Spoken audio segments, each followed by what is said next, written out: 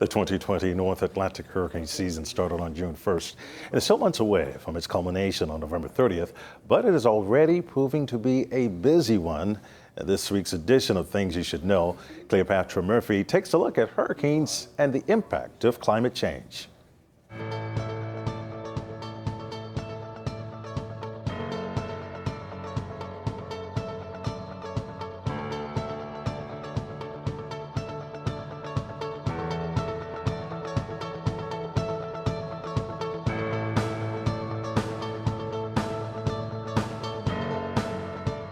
This is the first time we have actually seen 6 storms in July.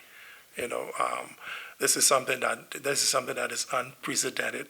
The 2020 North Atlantic hurricane season was predicted to be an active one, but already early into the season, Senior Deputy Director in the Department of Meteorology Jeffrey Simmons says it is breaking records as the 6th consecutive season to have an early storm.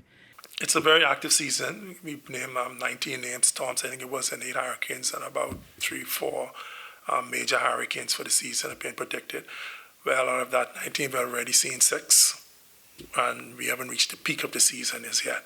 Simmons says the pattern is concerning, but meteorologists are not surprised by the ferocity of storms like Hurricane Katrina, Maria, Irma, and most recently Hurricane Dorian, the most devastating storm to hit the Bahamas. He says the Intergovernmental Panel on Climate Change made the prediction on increased hurricane intensity 2 decades ago, but there was not sufficient scientific facts to support the frequency. But he says you can see it now.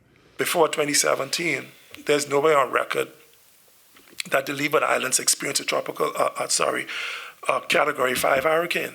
In 2017, they experienced 2 within a matter of 2 weeks. Okay?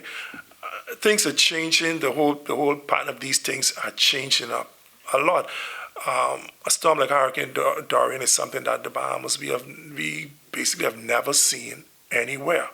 Okay, and decades ago, maybe even a century or so ago, these things would be like a one-off, a 100-year storm or thereabout. Now, the Dorians are now becoming like a 5 to 10-year storm. Simmons believes Hurricane Dorian is a preview of what is to come. While some question the veracity of climate change, Simmons, with decades in the science of meteorology, says the phenomenon is without a doubt impacting the intensity and frequency of hurricanes. When we talk about climate change, we're talking about warmer temperatures. The oceans are actually warming up, and the ocean is actually the source of energy for these storms. So which means that there's actually more energy now available for these storms as a result of the climate change. So, climate change is most definitely playing a serious role in this. And unless we can actually find a way to decrease or somehow slow down the warming of our planet, we would see these systems actually growing a lot. Remember, the hurricane lives off heat. So if you make more heat available, then you give the storm more energy to become more intense.